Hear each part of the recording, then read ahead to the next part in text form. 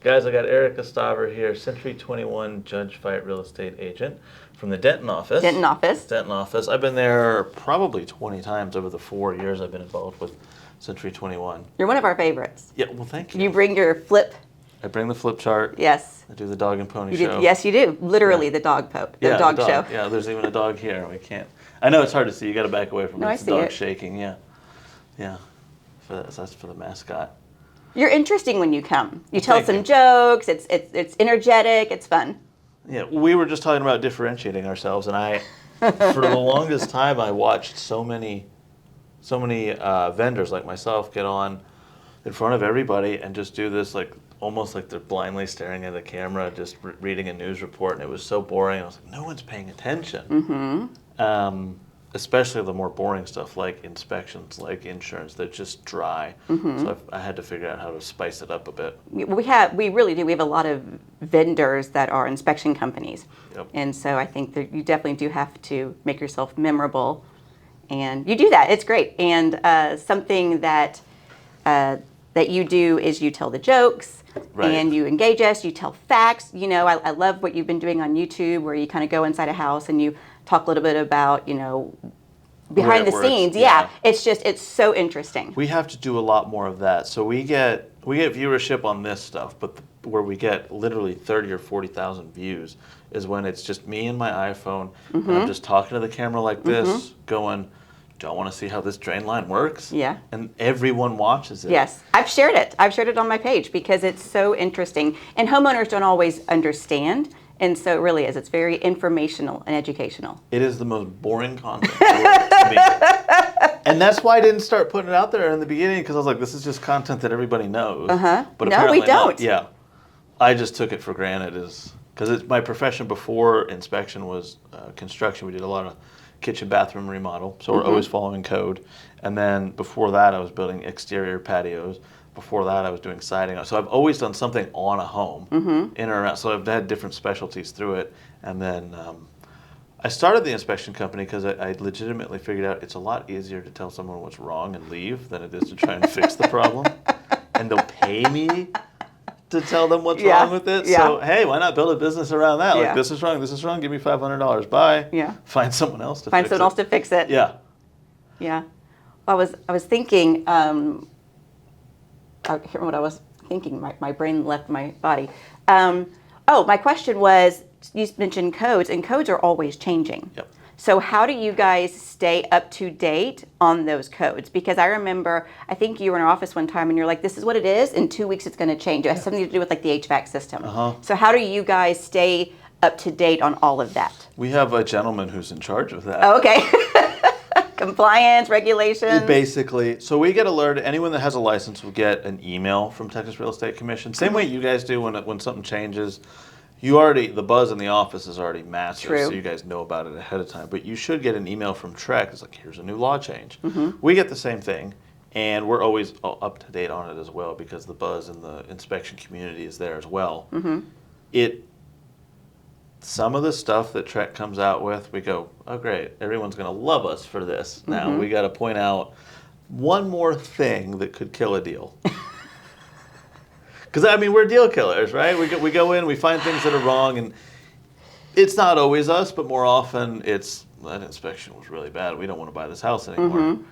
We did our job perfectly, and we did exactly what we said we were going to do, but the outcome was you don't get a sale, and now you got to move to the next house all over again. Well, and the sellers now have to disclose all that information that they're now aware of that was on the inspection report. So you really kind of, it's a tough job. And I try to, whenever we have a house that's under contract as a buyer, we really try to prepare people for the inspection report. And I think my favorite thing that you guys report are the doors to the garage now have to close automatically. Yeah. And I'm like, I don't have that in my house. And if I did, I would remove it. Yeah. Because the idea of bringing in bags of groceries with a toddler behind me and now that door is closing automatically, that's a good idea. You want to hear why that exists? I heard carbon monoxide poisoning. Yes. Carbon monoxide poisoning is the main reason that exists because despite what you think, people have, I would never leave my car running and close the garage door. That's impossible. But we've all done weird things. Like I've driven with the turn signal on for like 2 miles, just blinking away, and you're like, oh, duh. Yeah. Yeah, so there's a weather seal around the door. The door must close and have at least close to an air seal, so air doesn't go back and forth. And it's supposed to close itself and lock itself so that if you were to leave the car running in the garage, that air is far less likely to migrate into the home because you have that weather seal and it's self-latched. And it unfortunately comes from the fact that people have died. Every single regulation that has to do with safety is because somebody has gotten seriously hurt or died. The same with, I mean, you would just assume that having a power line directly over a pool that's like 8 feet from the pool surface is a bad idea. But evidently, people have jumped off diving boards into the line and soaking wet and then That's in the awful. pool and electrocute the whole pool. So that's why these things. Well, I get that. And, Yeah. you know, when we have contracts that are 20 pages long, and the last 2 pages are basically just bold legal disclaimers. And it's like every single one of those is because someone was taken advantage of in some way, where someone didn't protect someone else the way that they should have. So we have similar things where you've got to report it and talk about it because sometimes people aren't aware. Some people, well, it's the zoo has a sign on every single enclosure that says "Don't Don't be- climb over the gorilla fence." And people do it. That's why the sign is there. No one thought you would have to put that there until somebody climbed over the fence and got in the cage with the gorilla, and you're like, "Oh, we need a sign." Yeah. Or Darwin, let one of them win, I guess. But the sign is there because someone did it. It's the same thing with all your, Yeah. like my grandmother, her sister, she passed away a few years ago. We were digging through all the stuff and we found the purchase contract to her house, which she bought, I think in the 60s or 70s. I think it was the 60s, long time, and it was like 3 pages. I was going to say it. Oh. It basically probably had the address and the sales price and the closing date, and that's it. It's like, I, John, agree to pay this much for this house, sign it, thank you. Yeah. And that was it. And then, Yeah, that's not even including all the addendums and all the other disclosures that we have to also, create. Oh, the last time I went to a closing, it was 45 minutes of, I don't know how many times I signed. You sign it, and then you sign it saying that you signed it, and because you got to receive it, then you got to verify that you received it. I know. Like you said, we're protecting. Yes. Every single thing is there to protect somebody. That's the purpose. And you have to be yourself. Like you asked me how we stay up to date. You guys have even more stuff. Because we do the exact same thing every day, right? The same inspection, following the same protocol. If it changes a little, we can modify it as time goes on. But you guys are dealing with, my aunt who is deceased still had her name on this piece of paper. Now I got to get this form. And you have to know all of that. Yes, and I'm going to give a plug for my broker because I do work for Judge Fite, and we have insurance, we've got title, we have mortgage, we have property management, and all of those people are in my office. And so whenever I have a question like that, I get to go around the corner to Over Mel, the title, and I get to say, "Hey, Mel, what do you think about this, or how should we handle this?" And so we don't have. I mean, first of all, I'm not a title. I'm not an escrow officer, so I shouldn't be answering questions where I am not the expert. But certainly, we do have unique situations. Every single It's good transaction to know is as well. unique. Just having the knowledge is Well, yes, enough. having the knowledge, exactly, because, if you've seen it, maybe someone else will then see it. So it's definitely good to have, but And I think that's where with the recent NAR stuff, that is probably where people, and it's really hard for you to sell your product, which is the service of a transaction, almost an attendant to the transaction the whole time, walking your client through the transaction. And I know a lot of agents are having a difficult time trying to sell that, but that's something that you guys know intimately, that the average person who's buying a house, I don't need an agent, doesn't quite know. Yeah, no, I was thinking about this actually in the car earlier today. I don't want to this analogy to get too long, but I love analogies. So let's pretend there's another side that has a lawyer. Okay, so that's the seller, and the seller has their agents. Let's pretend that's a lawyer. And I want to go and I want to use that same lawyer in the same transaction, the same lawsuit. But the deal is I don't want to pay the lawyer. That's why I want to use them. I want the seller to pay the lawyer. So you're going to go into a transaction, a legal transaction, where the other side is paying the agent and you're not going to pay the agent and you're going to have no representation. That to me is just so scary, because you need to realize in Texas, we can't represent both the buyer and the seller. Right. Texas says you cannot have fiduciary duty to two completely separate parties. You can't do it. You can slide them the paperwork, but Yes. you can't Yes, represent them. exactly. I can say, okay, this is the offer you want to make, sign it and I'll present it, but they are not representing you. And if you are not paying them, it's very interesting that some people choose to do that. So I definitely think that that you definitely need your own representation. I was talking to another agent this week, and it was a buyer. They were going to do it themselves, and the seller's agent said, no, I will not. You will have to have your own representation. I will not do this unless you have someone working with you. And when that buyer's agent came in, they realized that the address was wrong on the paperwork. And so it's so good to have, I think, multiple eyes on this very multifaceted, very, once again, unique, huge transaction that's involving so many parties. You have insurance agents, and you have mortgage lenders, and you have escrow officers, and Well, for the majority of the population, that is the single largest purchase they will make. And how often do you do it? Some people only do, like you said, your aunt. Was it your aunt? My grandmother's sister. Your great aunt. Great aunt. It was the 1960s, so Yeah, she she hadn't bought- done a transaction She bought 2 houses in her entire her life. entire life. Yep. Yeah. And how different was it from one to the next? Well, I think from the 50s to the 60s, not that different. But Yeah. if she was to do one, after, because we moved out already because she passed. But yeah, if she was to do one today versus the 1960s, it would have just blown her away. Like, what?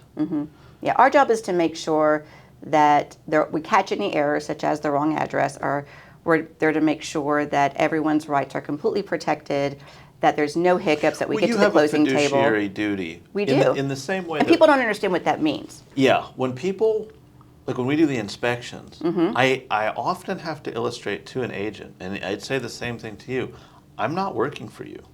You're not paying me. Yes. Your client is paying me, and I have an ethical duty to them to explain everything that is wrong with this house. And we really focus on, it'll be listed in the report, all the stuff that Trek says we have to list. We might not bring those up because there's a $20 thing that is not that important.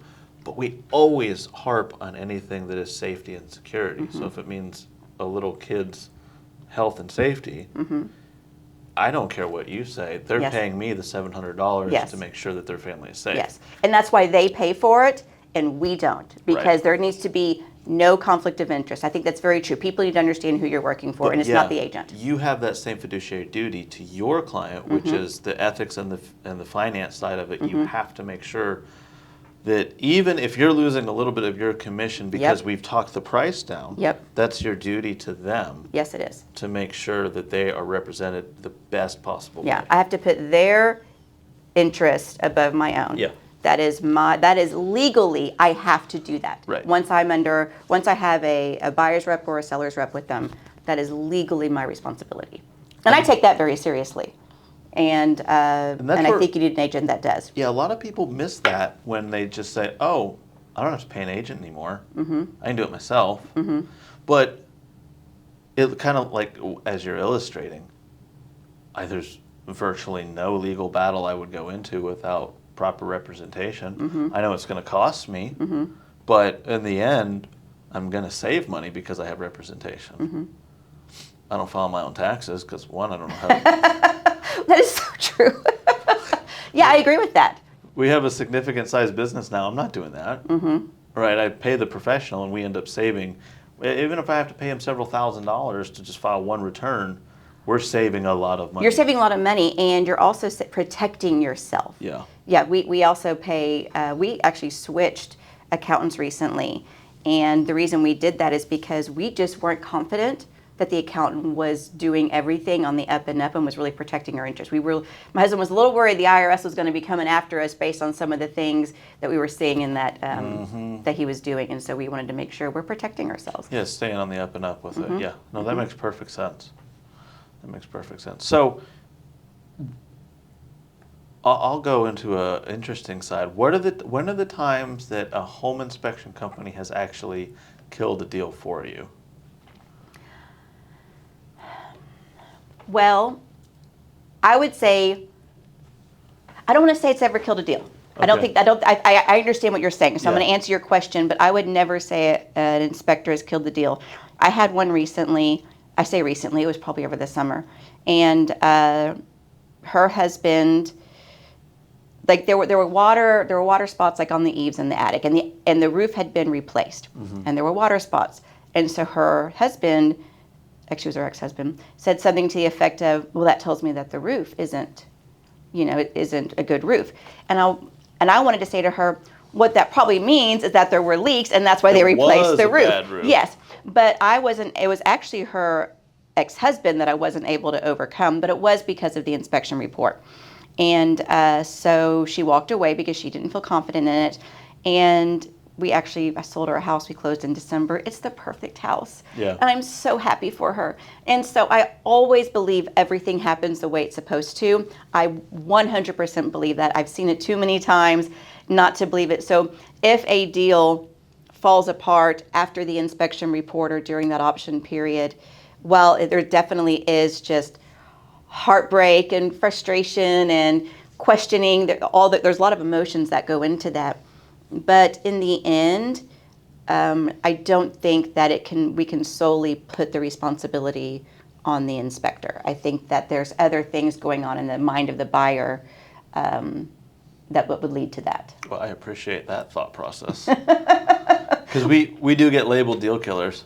You do, and I think also, like for example, when she did that, I went back through in my head. Did I not prepare her properly for the inspection? And I wasn't able to be there when he gave when he did the report, which a lot of real estate agents like to be there so we can hear the report. But in the end, I did everything I knew how to do. I tried to prepare her as much as possible, and it wasn't the right house for her. Like I said, we found her the right house, and I'm just so happy for her. How many? Okay, once again, I had a question for you. I got to remember what it was. You asked me deal killers. How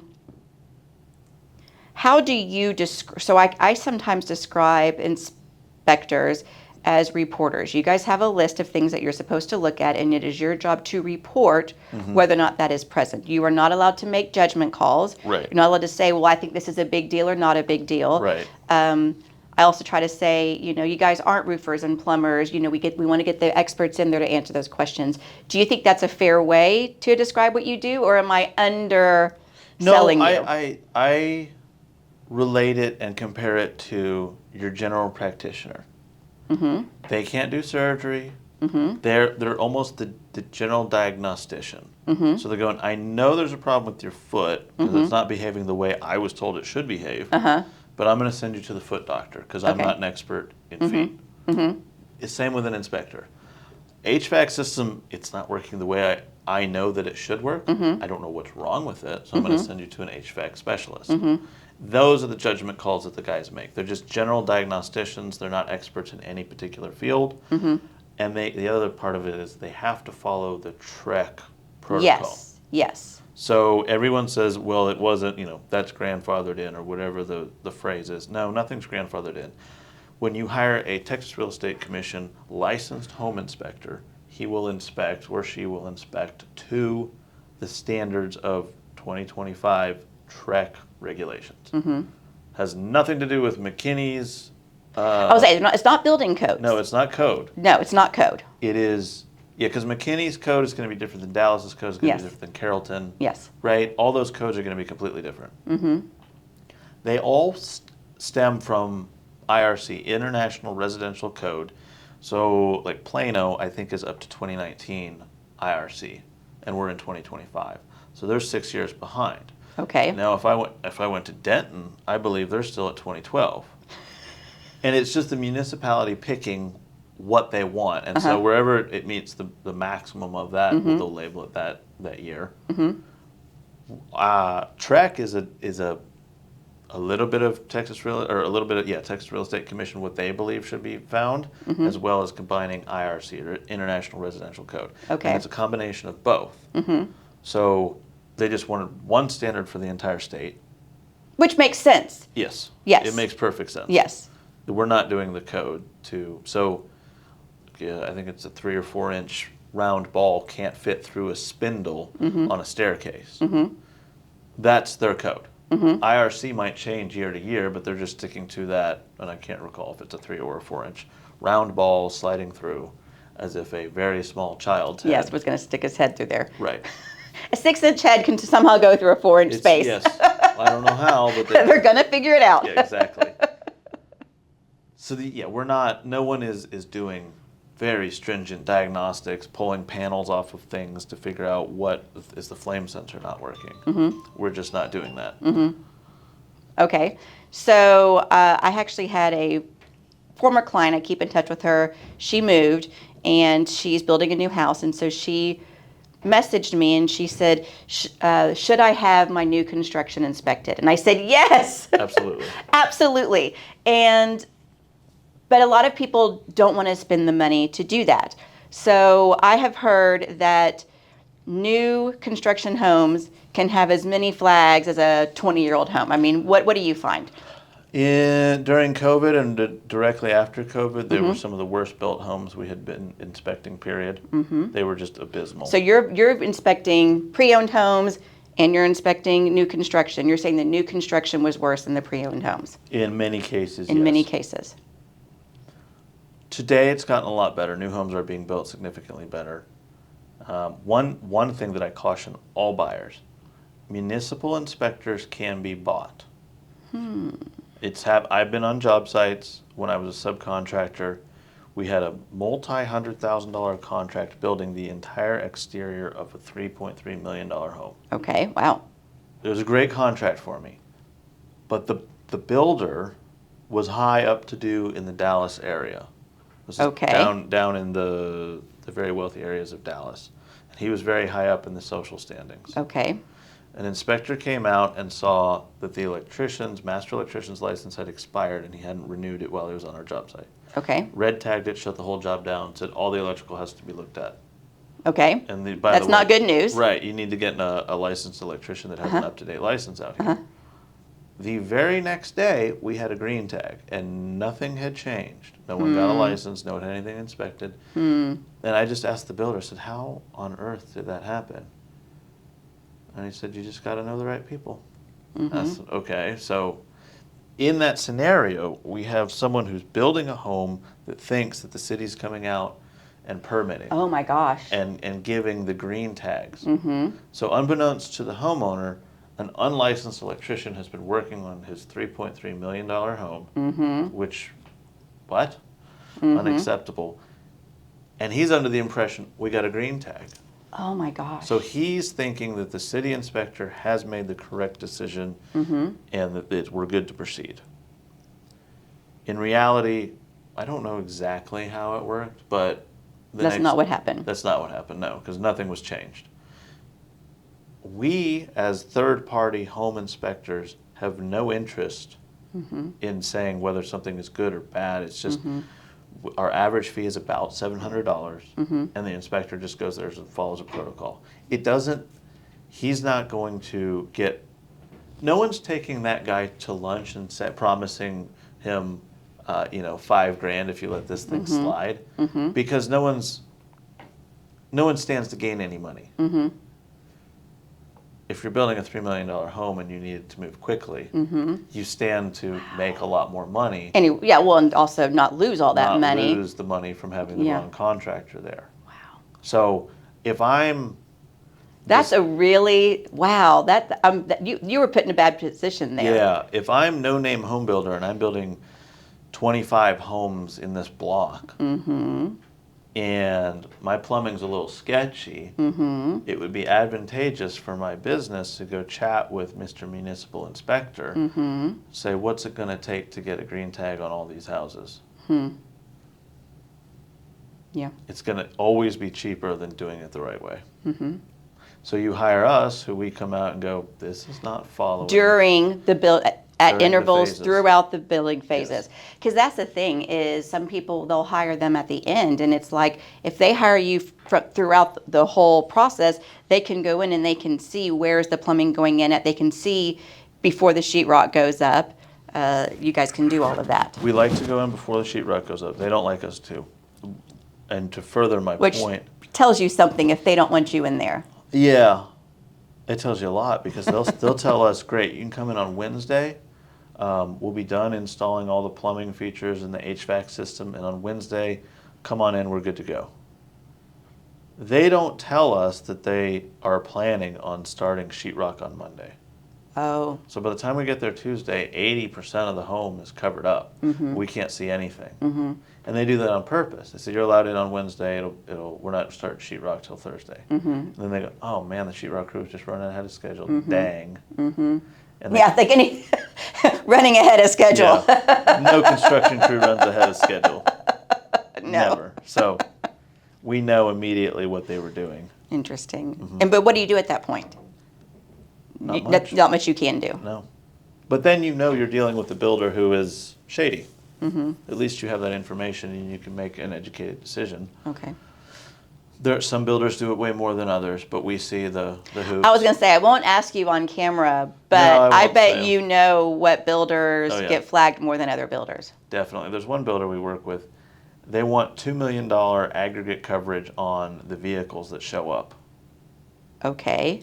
So most of the time you have a $1 million policy with a $2 million aggregate per occurrence for error and omissions insurance for home inspector, really any contracting. They wanted each truck to carry $2 million insurance. And we're going, nowhere does it require that. They go, well, we require you to, if you're going to be in our neighborhood, you have to have $2 million in your insurance. So they're essentially saying element inspection is uninvited to our community. Yes, unless you have a $2 million policy on your vehicle, you can't be seen in our neighborhood. Mm-hmm. It was pretty easy to defeat that because the streets had street signs, so they were public streets. Like we can drive on public streets. Okay. As long as we don't park on your driveway. Okay. Well, there you go. Yeah, that was an easy defeat. But they just put these things in place and don't want us to. They work. Anyone that's putting a lot of barriers in place to have someone that's going to come and find things wrong with your work, there's probably a lot wrong with your work. Yeah. So, Transparency. yeah, be transparent. Okay, next question. If I have a house that's under contract today, it used to be during the heyday of homes going under contract in -4 hours, you guys could have someone out there 24 hours. Are y'all still doing that? Yes, I was like, we'll have someone out on Sunday. we still do that. You still do that? The demand is not really there for Sundays, so we don't do it as often. But we answer the phone 8 a.m. to 8 p.m. 7 days a week. So it's very rare that we send out an inspector anymore on a Sunday, but when we still do it. More often than not, we get a call at like noon on a Sunday afternoon. Because you've got under contract that day, yeah. Yeah. Okay. Someone is accepted Sunday morning, and then they start moving and getting troops ready for everyone fall upon the house to figure out what's wrong with it. And then Monday morning, we can send someone out. Yeah. Not I our time. have someone I'm working with. She's a real estate agent in a different area, and she's relocating to Denton, and I've been working with her. And where she's located, you can't get someone out there. 3 days is about what it takes to get an inspector out on a property. So they're looking at 7 to 10 day option periods, and we don't have that. We still have. I know I can call you, and I know I can get someone out there within 24 hours, which is, it's great, you know. Yeah. It's something that I don't think that we realize not everyone has access to. No, especially, I know out in Broken Bow where a lot of people are moving cabins, it takes like 10 to 15 days to get an inspector out to a property. I can't imagine that. You go under contract and you wait 2 weeks before someone can get out there. And why is that? Just they don't have the... They just don't have the stock of people, the back bench of them. They just don't exist. So if you need a job, become an inspector. Inspector Broken Bow? And Broken No, Bow, thank you. I think you can charge whatever you want at this point. Well, yeah, I guess if you can get out there within 48 hours. Yeah. Okay, my next question is, people that are inspectors at your company, ones that I've met, that usually it's like they've done their career, and this is almost like a second career for them. Yeah. What do you find most people come in from?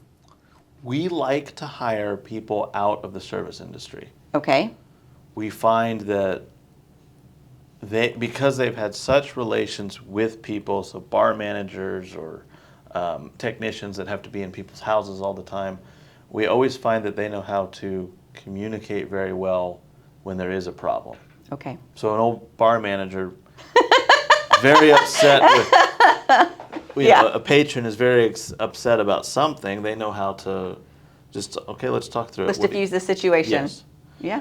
And we've also hired some guys that were, I don't even know what industries they came from, but they were not good because they would, almost alarmists. Mm-hmm. They just want to prove how good they are at finding every detail. Okay. I don't need that. That's not giving anyone confidence. Everyone has confidence that you can find everything, but maybe that's not what we're after. We need, because ultimately you're telling someone that the house that they're about to buy, they're going to have to spend even more money on to get it to where it needs to be a perfect house. Do you find, you mentioned killing deals, which I said I would never refer to you guys as that, but do you find that there's one thing in particular that scares home buyers the most? Foundation. Yeah. Which is oddly not that expensive to fix. It's not. No. It's really not. They should be more afraid of a roof. Yes, a roof is more expensive than a foundation. 10 times more expensive in most situations. Yes. But it's the common question, does the house have good bones? Mm-hmm. What are bones? I don't know what that means. I've never understood. Does it have good bones? That's my favorite line. Foundations are easily repaired, honestly. It's very rare that we come across one that we go, my God, this is going to take tens of thousands. It's usually $5,000 to $8,000 to put a foundation in very good condition, stabilize it. Underground plumbing and roofs are the most expensive thing that people should really watch out for. So, which is why we always recommend the sewer camera. The sewer camera that you guys do. My God, if people decline it all the time, and I go, it's $200, and if it's in a package, it's even less. And I'd say 15% of the lines that we scope, we look at it and we go, this needs to be replaced. It's either collapsed or it's completely separated. I'd say about 15%, which is a lot. That's a lot. Yeah. Those systems need to be replaced. And if a cast iron system underneath a large home needs to be replaced, you're very easily looking in the $30,000 to $40,000 range. Yes. Which is a far cry from the $5,000 to $8,000 for the foundation. The foundation. So people should be far more concerned about the drainage system, the plumbing system, and then insurance doesn't cover that. Insurance doesn't cover that. It doesn't. I know. And I think so. My thing, I'm with you. Foundation is usually $5,000 to $8,000. That's what I've seen over and over and over again. The fear is you fix the foundation and now all your plumbing breaks, or there's always that fear that you're creating a bigger problem. But yes, those cast iron pipes, and everyone thinks their cast iron pipes are fine. Everyone does. Everyone does, and probably 80% of them are not. Mine are I have a 1958 home, and I know that mine are getting close. So I'm going to need to do some trenching under my house. But, I have a camera, so I can go scope it every 6 months. So you're scoping yours? Okay. Oh, yeah. You're keeping an eye on it. Yeah, definitely. I've already replaced a lot of it. It's boring underneath the house that I'm not looking forward to. But unfortunately, we're going to have to do about 20 feet of trench underneath the home. Which that's not that bad, because we get houses built in the 80s, 2-story big sprawling houses, or even worse, big sprawling ranches. And you got to think, if this is my kitchen island in the center of the home, there's a drain. Some poor soul has to trench all the way in. Yep. Underneath, pull that line and replace it with PVC. And then you got a bathroom underneath the stairs over here, and all that plumbing is central to the home, and so someone has to dig underneath to replace it all. So I would always tell people, pay the $200 to get the sewer camera. In some instances, the guys have just done it on their own because they're like, I know there's a massive problem, and I'm just going to put the camera down there. Okay. Well, that's good. I think that's a great question to answer. What is the one thing that you recommend most that people have done, and it's your sewage camera? It's the most costly. Most people take a loan out to replace all their sewage system. Okay, that's very interesting. I know it's frightening, but it's the reality. No, it's the reality. And now, like you said, it's not covered by insurance. Not covered. The only thing that's covered by insurance, let's say you have, I don't know if it's category 3 or category 4, whatever it is, sewage leaking into the home. Okay. So if for some reason the pipe is broken underneath the house where it can get inside the house, everything that water touches. Yeah, I was going to say, that's different. That's covered by insurance. Yeah, but replacing the break, pipes are not. Covered, Yep, right? not covered. Mm-hmm. Yep. Yep. Yeah. And people learn that the hard way. So I recommend that you do the scope so that you know I'm paying $400,000 for this house. All of a sudden now it's going to cost me $430,000 unless we negotiate. Because you have a $30,000 bill for something that's, whether it fails today or in 6 months or a year, it doesn't really make a difference. You're still going to have to come out of pocket that amount of money. And if we can put our camera down there and say, I don't know for certain that it's going to fail in the next few weeks, but I know for certain this does not have a lot of life left in it. Then we feel confident in saying, you paid us money to discover something that we know at least in the first few years of you living in this house, you're going to have to pay a lot of money. And you don't get to live there while it's being done. That is so true. That is so true. I mean, yeah, you got to move out. Yeah. Yeah. It's a hassle. Yeah. It's a hassle. So real estate, I'm going to kind of pivot here Yeah. to kind of talk about what we're seeing in real estate. Even when we had the the unprecedented seller's market with huge demand, buyers did not want to buy homes that required work to be done. Even then, and even now, we are still seeing that. And my husband and I are working on getting a house, an investment property ready to sell. And it is hard. Sometimes I have to call 3 and 4 contractors before I get someone that actually will end up showing up to do the work. I'll be there Tuesday and they don't show up. I'll get that information to you and they don't get you the information. And buyers are very hesitant to take on the responsibility. And I think maybe part of it is the unknown. Maybe they're worried they're opening a can of worms. Part of it is an estimate isn't necessarily a guarantee of cost. And then some of it is people just don't want the hassle. A lot of it's the hassle. It's the last thing they want to do when they think about buying a new home.